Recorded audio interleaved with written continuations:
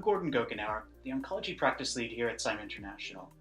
Non-small cell lung cancer will be taking center stage at ASCO 2018 with key data presentations from the immuno-oncology agents Keytruda, Opdivo, and Tecentriq.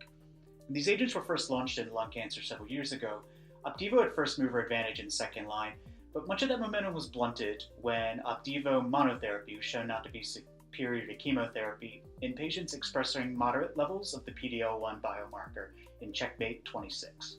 Since then, Keytruda has been approved in combination with chemotherapy for non-squamous patients, but also as a monotherapy in high expressors of the PD-L1 biomarker. At ASCO, we'll see data that shows Keytruda plus chemotherapy is beneficial in squamous patients from Keynote 407 and as a monotherapy in patients who express low levels of the PD-L1 biomarker from Keynote 042. The combination of Keytruda's previous indications and the new indications that will come out from the studies from ASCO will give Keytruda essentially access to all comers in the first-line lung cancer setting. But not to be outdone, at ASCO, Tecentriq's going to have key data that also shows that it's beneficial in squamous patients and non-squamous patients. So in Empower 131, Tecentriq plus chemo will improve progression-free survival in squamous patients. And in Empower 150, Tecentriq, when added to Avastin and chemotherapy, will improve outcomes in non-squamous patients.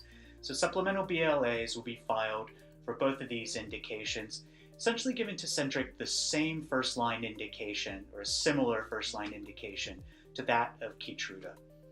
But not to be forgotten, recently a study showed that Opdivo plus Yervoy improved outcomes in lung cancer patients who have a high mutational burden. In that same study, CheckMate 227, we'll see additional data at ASCO showing that Opdivo plus chemotherapy improves progression-free survival in patients who don't express the PD-L1 antibody or the PD-L1 biomarker. So this data in whole really is going to heat up the competition in first-line non-small cell lung cancer. I think using a PD-L1 antibody or a PD-1 antibody in first line will become ubiquitous, but really, obviously, the question is which antibody? So at this point, patients that express high levels of the PD-L1 biomarker will likely continue to get Keytruda.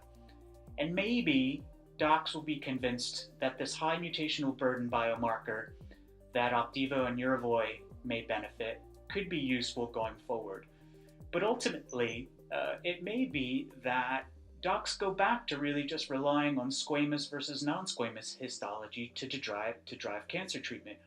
And which antibody they use in these patients may really come down to ultimately a cross-trial comparison to see what the hazard ratios are and ultimately what the median overall survival benefit is. One disadvantage Tecentriq may have in non-squamous patients is that its indication will likely be tied to the use of Avastin, whereas Keytruda is approved for use in combination with Alimta. So it's unclear if the chemotherapy doublet or the chemotherapy backbone that each will be approved with may slow down or drive utilization one way or another. Either way, ASCO is going to be an exciting conference for docs who treat non-small cell lung cancer and for non-small cell lung cancer patients.